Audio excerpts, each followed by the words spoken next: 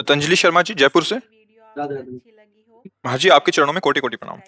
महाराज श्री, हमारी संतान जो हमसे उत्पन्न होगी, क्या वो अपने पूर्व कर्मों के अनुसार शरीर मिलेगा या माता-पिता के कर्मों के अनुसार? अगर माता-पिता के कर्मों के अनुसार उत्पन्न होगी, तो क्या सावधानी रखें? कृपया मार्गदर्शन करें। वो तो आएगा अपने ही कर्मों से, पर उसमें दुख और सुख का अनुभव तुम्हारे कर्म उसमें सम्मिलित होंगे। अगर आपने पूर्व में जो जीव पुत्र रूप में आ रहा है उसके साथ अभद्र कर्म किए हैं, तो आकर के जीवन भर आपको जलाएगा, आपको दुख देगा। और आपने भद्र माने मंगलमय कर्म किए हैं, तो जीव पुत्र बन के आएगा, तुम्हें सुख प्रदान करेगा। अब यदि इस समय भजन कर लो भगवान का, तो तुम उसके भी भाग्य को बदल सकते हो और अपने भी भाग्य को बदल सकते हो। ये भजन ही एक ऐसा कर्म है जो सब सुधार देता है।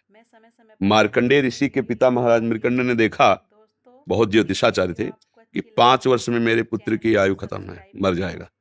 बड़ी चिंता हुई कि जीवन भर भजन करते रहे, तपस्या की।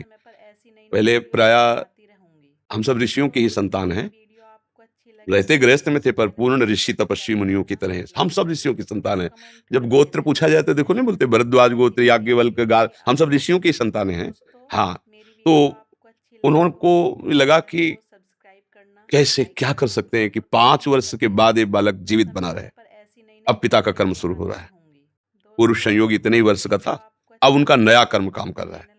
उन्होंने विचार किया, भगवान के भक्तों और संतों में विशेष सामर्थ्य है। यदि संतों को साष्टांग दंडवत करे और संतों का आशीर्वाद मिले, तो मैं इसे मृत्यु से भी बचा सकता हूं। उनको पता था, उनकी श्रद्धा थी, उनकी भावना थी। तो प्रायः पवित्र नदियों के किनारे ही ऋषियों के आश्रम होते थे, तो गंगा जी के समीप ही, हाँ, तो घाट में खड़ा कर देते। जो भी संत दिखाई देते, वैष्णव तिलक या शैव तिलक, वो सबको आदेश कर, छोटा सा बालक 2 वर्ष 3, साष्टांग प्रणाम करो, साष्टांग प्रणाम करो।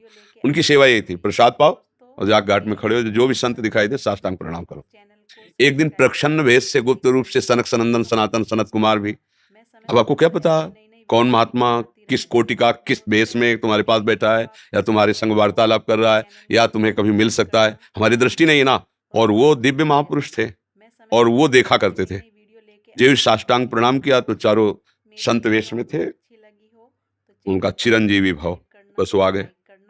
अब महाराज, दोस्तों, मेरी वीडियो आपको अच्छी लगी हो तो चैनल को सब्सक्राइब करना, लाइक करना और कमेंट करते रहना। मैं समय समय पर ऐसी नई नई वीडियो लेके आती रहूँगी। श्याम बंसी बजाते हो या हमें बुलाते हो, श्याम बंसी बजाते हो या हमें बुलाते